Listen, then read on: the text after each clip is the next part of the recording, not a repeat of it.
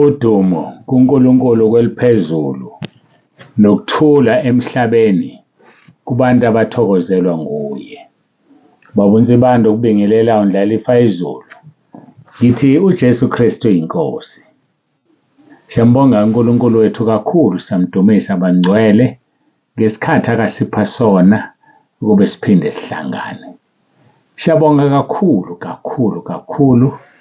Ngiyathanda ukubonga ngenza iphutha empolweni uma sengisukuma ngaphomba ngishumayele kwafuna ngibonge ikhwaya lamakhaphuli owayeli-introduce wathi ama-aphula ubaba umfundisi uZuma.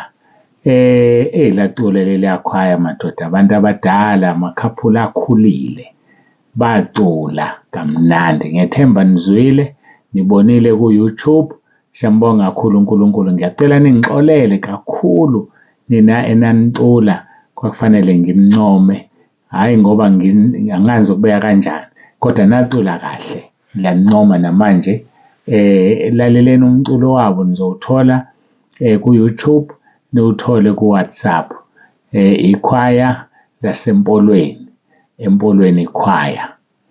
Ingene kanjalo ku-YouTube, kusho ukuthi ungene ephejini lami bese ubhala uthi empolweni ikhwaya, uzobe usuyababona-ke. Siyambonga uNkulunkulu kakhulu ngendlela emangalisayo. Ubaba umfundisi uHlela nowakwakhe, ubaba umfundisi uZuma nowakwakhe, nobaba umfundisi uMbeje nowakwakhe, okuyibona ababesihostile sikhona lapha empolweni. Ngajabula kakhulu ngibona abasekhaya lezwi beqhamuka ezindaweni eziningi ezihlukeneyo, bajabula nabezwa-ke sebefakaza abanye besho bethi bajabula ukuthi sifikile nasempolweni.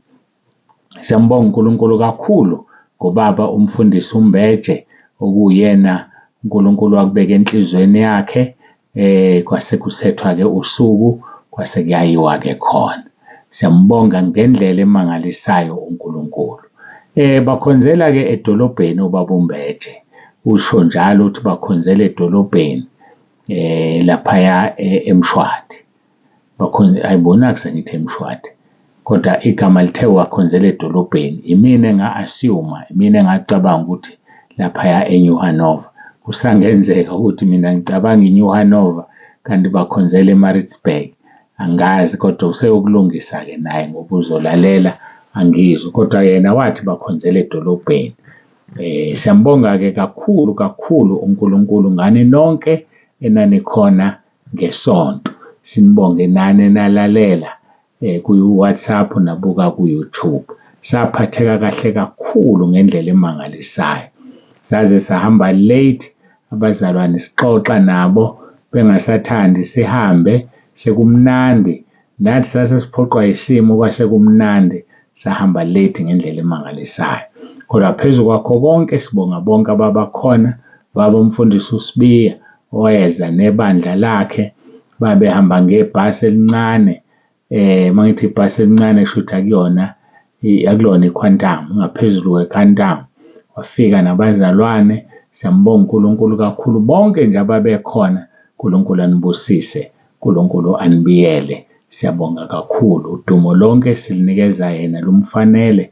Bonke abafikayo siyabonga. uJesu Kristu inkosi. Ngibonge-ke futhi abasilethela abantu. Umuntu noletha umuntu ekhaya lezwi, uNkulunkulu akubusise. Siyabonga kakhulu.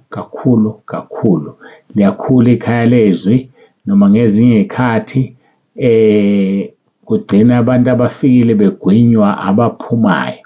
Akukho-ke nokho esingakwenza. uNkulunkulu akahlulwa lutho, kusho ukuthi udedela labo ngebona becebo lakhe. Abanye-ke bayabuya ngoba bekhishwe izizathu ezithize, kungekhona ukuthi bangabaphika uKristu, kodwa abanye bakhishwa yilokho uqobo. Kuyashisa phela ekhaya lezwi, hhayi ngeke sikhohlisane, kuyashisa ekhaya lezwi. Ngale mpelasonto-ke ngokugcinwa inkosi sobe sisehholo laphaya eHammersdale. Sizobe sisehholo eHammersdale. Kubhalwe ukuthi inkonzo iqala ngo-9 ekuseni. Sisehholo eHammersdale. Nina lapha eHammersdale namaphethelo, lapha ePinetown namaphethelo, kokhuphukekele koMaritzburg, kwehle kuye eThekwini koMlazi nobani bani, hayibo siseduze kwenu phela masisi kuphi sise-Hammarsdale. uNkulunkulu-ke mayithanda esigcina ayibonane eHammarsdale. Ake asibuye size enkonzweni yethu. Inkonzo yethu bazalwane, siyakhumbula sikhuluma ngobunye kuKristu bese sithi umpheki uKristu umelene nobunye. Sigcine-ke sithi ukhona lo ovimbe ukwambulwa kompheki uKristu. Ngeke ambulwe engakasuswa. Kufanele asuswe ukuze umpheki uKristu asinazibethele. Akakwazi ukusinazibethele ekhona lo. Ubani lo? Asiguqe sikhuleke.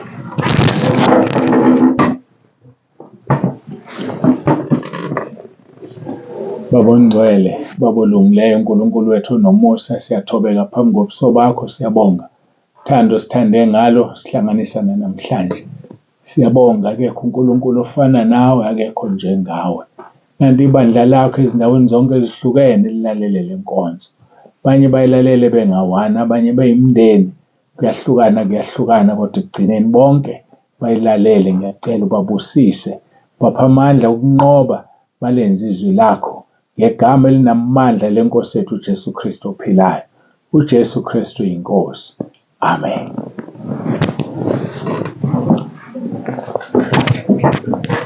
Siyambonga-ke kakhulu uNkulunkulu wethu, siyamdumisa bangcwele, muhle, akekho njengaye. Nansi enye indaba ngifisa ukudlula kuyona. Ngiyafisa nje ngidlule kuyona, ingiphathe kabuhlungu uma ifinyelela kumina. Kukhona umntwana kaNkulunkulu ongitshele yona, yenzeke emndenini wakhe. Kunomuntu la ekhaya lezwi. Lo muntu ekhaya lezwi ushele inkosikazi yalo mntwana kaNkulunkulu. Ushele inkosikazi yalo mntwana kaNkulunkulu. Uphawu lolo lokuthi khona abaphika uKristu la. Qaphela-ke. Khona abaphika uKristu la ekhaya lezwi. Badlala ngomlilo. Yazi badlala ngomlilo. Umuntu ola ekhaya lezwi uzofuna uNkulunkulu. Umuntu ola ekhaya lezwi usiyaqhamuka-ke wena mphazamisa uzomshela. Ngifuna ukukutshela into eyodwa. Lithi izwi leNkosi Luka 17 verse 2-3, maye kulo ikhubekiso eziza ngaye, ngcono kuboshwe itshe lokusila entanyeni aphonse ekujuleni kolwandle. Ngifuna ukukutshela mfowethu uyoyisola ukuthi wazalelwane. Ngokuqala nje ushele abantu ekhaya lezwi. Uzozisola ukuthi wazalelwane. Ngeshwa-ke ekhaya lezwi likaNkulunkulu ngiwanikeziwe amandla kuMathewu 18:18 no-16:19, engikubophe emhlabeni kuboshwe ezulwini, nengikukhulule emhlabeni kukhululwe ezulwini. Ngiyakucela, njengamanje ngisakucela, iyeke lento. Number 2, ngicela uphume egruphini. Ngiyacela nje ukuthi uphume. Mazoyilandela amalahle avuthayo. Siyabonga, asidlule lapho. Noma kukhona komunye okuqalile ongakabonakali noma osekwenza, mina ngiyacela nje ukuthi ukuyeke. Hayi kuyeke futhi, kuyeke. Le group akusiyona kaBaba uNzibande. Uyoyisola ukuthi wazalelwane. Ngiyabonga, sengidlulile kulento. Sengidlulile. Hayi ngidlulile futhi sengikhulumile sengiqedile. Ongigibeleke usiyokwenza okufanele. Mina sengidlulile. Phela siphansi kwe-protection la. Sizofunda-ke izwi leNkosi ngokaJohane chapter 17, sofunda uverse 20 noverse 21, sikhuluma ngobunye.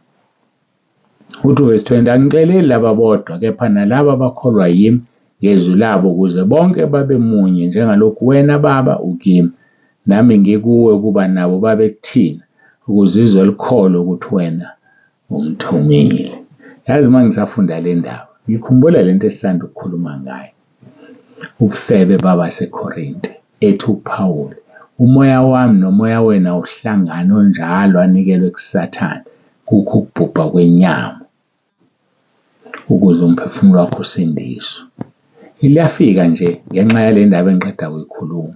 Uya-understand-a lo muntu ukuthi uma nginikela inyama yakhe kusathane ukuthi ibhubhe, uyoyisola ukuthi wazalelwani. Ngiwanikeziwe lawo mandla. Uma nje ngiyinikela manje inyama yakhe ukuthi ibhubhe, ngiyasaba. Ngicela-ke aphume, axolise lapho osone khona, abesephuma nje ngokuthula nangoxolo. Aphume, kuzomphephisa lokho. Uma engaphumi uzoqhubeka. Mase eqhubeka-ke sekufanele-ke ngamandla kaNkulunkulu, amandla kaMoya oNgcwele, negama elinamandla elithi uJesu Kristu inkosi, somkhipha ngalo-ke. Angiceleli laba bodwa, verse 20, kepha nalabo abakholwa yimi ngezwi labo, kuba bonke babe munye njengalokhu wena babukimi nami ngikuwe, kuba nabo babe kuthina, ukuze izwe likholwe ukuthi wena ungithumile. Ukuze izwe likholwe. Abanye abakholwa ukuthi kwamina ngithunyiwe. Mina-ke sengikhuluma ngami. Abanye abakholwa, abanye bayakholwa, abanye bayaboniswa, abanye babuzwile ubufakazi, bayawezwa ama-VN. uNkulunkulu uyakhonfirma ngendlela eziningi ezihlukeneyo. Inkinga ila. 1 John chapter 4 verse 5 and 6. Okungebona abasekhaya bangizwa, abezwa nje ukuthi uthini babuzibani. Ayabezwa futhi abezwa. Kodwa bakhona ukuze kugcwaliseke umbhalo. Uzogcwaliseka kanjani umbhalo? Bengekho amaphikangane lawa abekela umlilo. Qaphela, ungabe uzogcwalisa umbhalo kabuhlungu. Gcwalisa umbhalo kahle, ube omunye wabakhethiwe bazothola imiqhele bangene ekhaya ezulwini. Sikhuluma la ngokufika kwenkosi. Thesalonika besibili chapter 2. Mawuqala kuverse 1, kepha siyanxusa abazalwane mayelana nokufika kwenkosi yethu uJesu Kristu nokubuthanela kwethu kuye, ukuba ningasheshi ninyakazise engqondweni yenu, ningethuswa noma ngomoya noma ngezwi noma ngencwadi ngokungathi vela kithi sengathi usuku lukaKristu selifikile. Mangabikho umuntu onikhohlisayo nangayiphi indlela, ngokuba alukufika kungaveli kuqala ukuhlubuka, kwambulwe umuntu ongenamthetho, indodana yokulahlwa, omelana nakho konke nozikhukhumeza phezu kwakho konke okuthiwa uNkulunkulu noma into ekhonzwayo, azazihlalise ethempelini likaNkulunkulu ezishayo uNkulunkulu. Uthi kumpostoli Paul mayebhala, anikhumbuli yini ukuthi ngisekhona kini nganitshela lokho na? Nansi-ke indaba verse 6, senikwazi okumbambezelayo ukuze ambulwe ngesikhathi sakhe. Ubambezela abani? Ongenamthetho, umphiki uKristu. Thina-ke asikakakwazi, kodwa kufanele sikwazi. Verse 7, ngokuba imfihlakalo yokungabi namthetho isiyasebenza kuphela ukuze kudediswe yena ombambezelayo manje. Uthi umbuze ubani ombambezelayo na? Ngakhuluma-ke ngithi ngoLwesihlanu ngayibeka indaba ngathi omunye walaba bathathu kungaba ohulumeni, kungaba ibandla, kungaba uMoya oNgcwele. Lithini izwi ngohulumeni? Moya kumaRoma 13 sofunda uverse 1 sigcine kuverse 7. Sifuna ukuzwa nje ngohulumeni bazalwane. Akube lona lo yazithobe phansi kwamandla ombuso, ngokuba kukho amandla ombuso angaveli kuNkulunkulu. Lawa akhona amiswe nguNkulunkulu. Yayizwa-ke le? Uhulumeni umiswe uNkulunkulu. Kungaba yini uhulumeni ovimbile ukuthi ongenamthetho ambulwe na? Ngoba uhulumeni umiswe uNkulunkulu, kumelwe yilona loyo azithobe phansi kwamandla ombuso. Ngabe umphiki uKristu noma ongenamthetho uzithoba phansi kwamandla ombuso? Ngeke azithobe. Sibona ngabantu bakhe abasazithobi njengamanje. Benza noma kanjani. Ngilinganisile ngento eyenzakalayo ngathi livele limele nje itekisi lehlisa abantu, zime iy'moto ngemuva uma kuneziqhamuka phambili. Bavele bame nje abantu bazixoxele, omunye usemotweni yakhe, omunye ungapha, zime futhi imoto ayikwazi ukudlula. Uma uke wathi nkente, siyakhala isibhamu. Okungenamthetho loyo, akamhloniphi lo hulumeni. So-ke uhulumeni uyahlonishwa umiswe uNkulunkulu. 2:2 ngakho-ke umelana namandla ombuso umelana nesimiso sikaNkulunkulu, kepha abamelana nakho bayakwamukelisa ukulahlwa. Uma umelene nombuso, ziningi izinto ezenza umbuso. Uhulumeni uthi akhokhwe intela, usazi, intela yakwasazi, pay as you earn or whatever. Kodwa khona abantu abangayikhokhi intela kodwa bacabanga ukuthi bayezulwini. Uzwa kanjani ezulwini uwephula umthetho kahulumeni? Ngake ngakhuluma ngelinye ilanga, ngathi ngidla uswidi ngiwulahla ngewindi lathi izwi. Owami akalahli iphepha likaswidi ewindini lemoto. Keep South Africa clean, umthetho loyo. Asikwazi ukwephula ngoba uhulumeni umiswe uNkulunkulu. Yabona nala ey'koleni, labo thisha abashaya iy'ngane esikoleni, uhulumeni uthe iy'ngane ezingashaywa esikoleni, uyayishaya wena. Wephula umthetho, uzongena kuliphi izulu? Awungixoxele ngempela iliphi izulu ozongena kulona? Shaya eyakho ekhaya ngendlela efanele ngoba lisho njalo izwi lenkosi lithi ungaligoli uswazi kumntwana. So ziningana izinto uhulumeni angafuni zenziwe and abantu bayawephula umthetho. Ake sikhulume ngalolula ojwayelekile. Uma ungena emotweni bopha ibhande, uma ungasalibopha ibhande wephula umthetho. Bazothi kuNsibanda uyalivala izulu. Udrayiva ungalifasela ibhande wena, bese uthi uyezulwini. Mina ngazi. Lithi leli izwi verse 2, ngakho-ke omelana namandla ombuso umelana nesimiso sikaNkulunkulu, kepha abamelana nakho bayakwamukelisa ukulahlwa. Verse 3, ngokuba ababusi abasabeki kwabenza okuhle kodwa kwabenza okubi, kepha uyathanda yini ukungesabi amandla ombuso na? Yenza okuhle, uyakubongwa yiwo. Kubantu abenza okuhle abawusabe umbuso. Ake ngenze naye example. Nangu umuntu uqeda kugqekeza or uqeda kubulala umuntu bese qhamuka iveni yamaphoyisa. Yazi umuntu uthuka kabi afuna ukuqasha kanti iyedlulela nje. Ayazi nakwa amaphoyisa awazinakwazi inkosi yami. Uyawesaba ngoba unjani wephula umthetho. So verse 3, ngokuba ababusi abesabeki kwabenza okuhle kodwa kwabenza okubi, kepha uyathanda yini ungesaba amandla ombuso na? Yenza okuhle, uyakubongwa yiwo. Verse number 4, ngokuba uyisikhonzi sikaNkulunkulu kube kuhle kuwe, umbuso loyo. Uyisikhonzi sikaNkulunkulu, umbuso loyo, ubambela uNkulunkulu. Umbuso ugcina umthetho ezweni. Ngakho-ke amandla ombuso avela kuNkulunkulu. Ngokuba uyisikhonzi sikaNkulunkulu umbuso kube kuhle kuwe, kepha uma wenza okubi yesaba ngokuba awuyiphatheli izinkemba lombuso lo. Ngokuba uyisikhonzi sikaNkulunkulu, umphindiseli wokwehlisela ulaka kowenza okubi. Umbuso umphindiseli wokwehlisa ulaka kowenza okubi.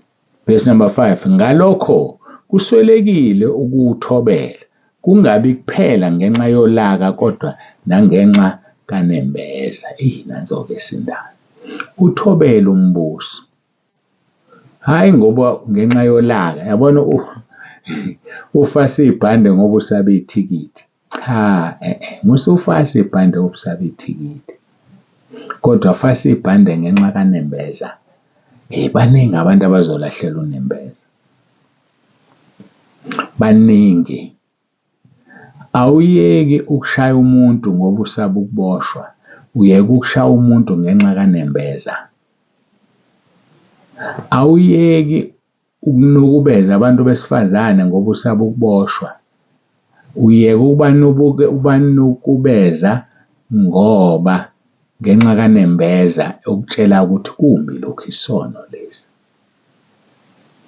Kodwa anyway masukwenzile umbuso uzothatha indawo yawo phezu kwakho. Amandla ombuso amele uNkulunkulu.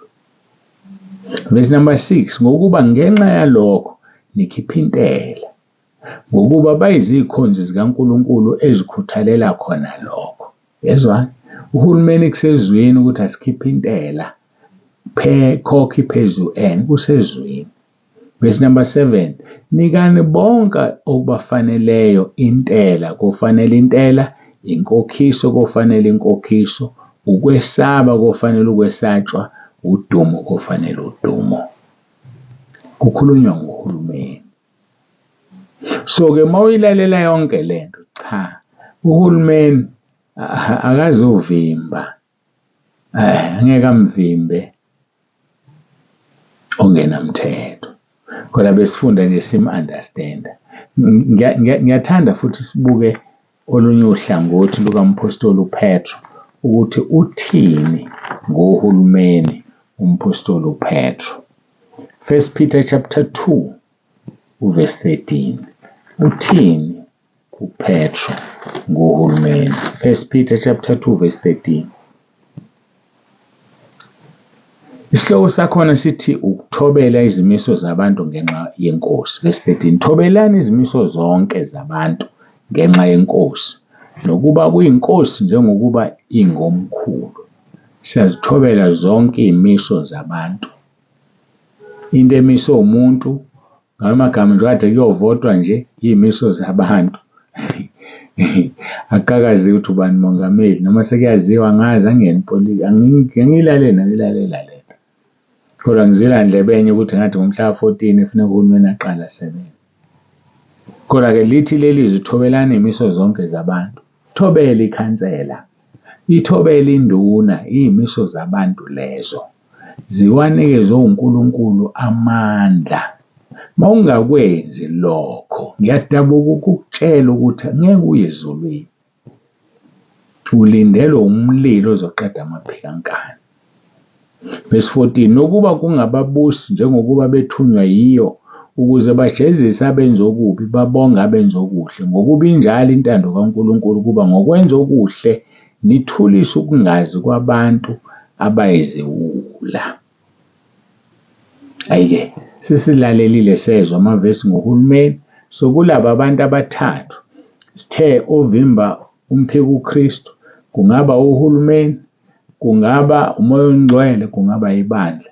So-ke siyaphuma-ke ohulumeni ngeke bamvimbe ongena mthetho. Ngakho-ke sizoyibamba le nkonzo yethu. Ukugcinwa inkosi sizobheka olunye uhlangothi kulezi ey'ntathu size siyiqede. Sizwe izwi lithi ubani lo ovimba ongenamthetho. Asiguqe sikhuleke. uJesu Kristu inkosi. Baba ongcwele, baba olungileyo, siyabonga inkonzo. Busisa ilona loyo lalelile. Ubusisa abaletha abantu ekhaya lezwi. Babusise bonke. uJesu Kristu inkosi. Amen. Siyambonga uNkulunkulu kakhulu baba uNzibande uyavalelisa uthi uJesu Kristu inkosi.